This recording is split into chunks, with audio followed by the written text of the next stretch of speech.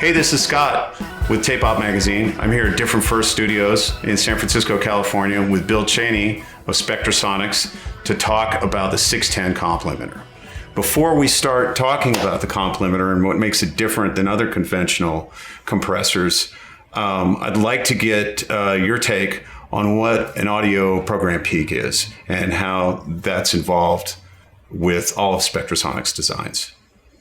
From the 1960s, from the start of the company, Spectrasonics realized the audio program peak was a considerable problem in recording. And so all the products that were ever created by Spectrasonics from that period forward were able to control or run peak program material without any issues. So before we talk about what makes the 610 Complimiter different than other conventional compressors, let's talk about how you define an audio program peak. Correct.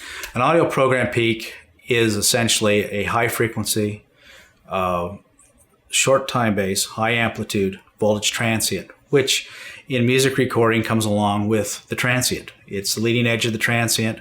Unfortunately, it will have amplitudes from 6 to 12 dB or higher in amplitude, and the issue becomes what that peak does in terms of reduction of dynamic range and increase of distortion.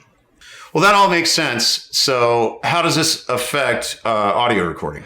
Well, depending on the amplitude of the peak, whether it's 6 dB, 10 dB, 12 dB, that will affect how much we turn down the equipment, affecting the noise floor, affecting the distortion, and the dynamic range of a recording. Okay, can we expand on how audio program peaks affect digital and analog differently? Okay, in the analog world, where we use tape, the peaks essentially were absorbed by the tape medium.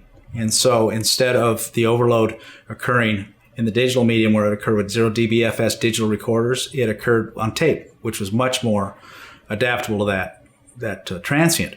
In the digital world, DBFS, there's a hard lid where if we exceed that range, we have immediate distortion and definable distortion. So the original Complimiter 610 was from 1969. There's some new models out. So what different models do you have right now? Well, we have the standard 610, which is identical to the original production unit. We have an M610, which is a new version, which will allow direct microphone plug-in, phantom power in, direct line input, and plus 24 out. And then we have a 611 series, which is essentially a 610, but made for acquisition like guitars and line-level devices at the source end. In a lot of the studios I work, I see 610s all the time. We know now that they're very different than other compressors and limiters. Can you explain how? Well, the 610 operates two independent functions. You have the peak limiter, which eliminates the peak inaudibly, and the compressor function. The peak limiter allows you to turn your average level up, reduce distortion, and reduce noise. A traditional compressor limiter is constrained by the amplitude of the peak, and it compresses by that level.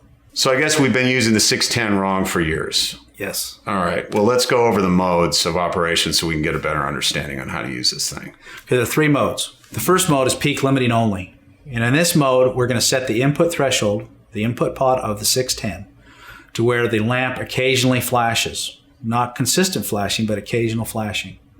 If we turn the meter to gain reduction, we'll notice that there's no gain reduction at this point also. This is considered peak limiting only, and the peaks and transients are removed from the audio path. The second mode, which is peak limiting with limited compression, we adjust the input sensitivity to the point where it's occasionally flashing more rapidly. And if we look at the gain reduction meter, we can see deflection from right to left where the gain is reduced. Maybe 3 to 6 dB range, maybe less, but this is considered what we call peak limiting compression mode. So there's peak limiting and compression going on at the same time. That makes sense. What about compression only mode? In compression-only mode, the threshold light is illuminated continuously. There's no flickering. And the gain reduction is constant. And deflection is constant. At this point, there's no peak limiting, and the compressor's totally processing the signal. So now that we've gone over the input setup of the 610, let's go over some of the controls on the faceplate. Okay. You have two controls. The top control is a slope control, which is, if it's not used as gain reduction or no slope control, is set at 10. The second control knob is the release time, which is set typically at 0 and goes from 0 to 10.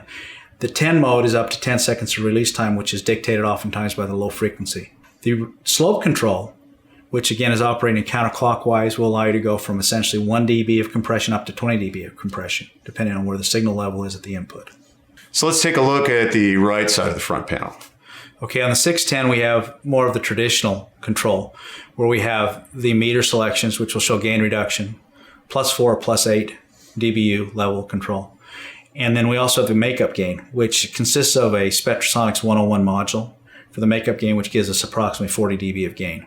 This all certainly has shown that a lot of us have been using the 610 not the way it was meant for. And I know that you can get more detailed information on the website, That's which correct. is at spectra-sonics.com. That's correct. Well, thanks for sitting down with us today, Bill. Thank you.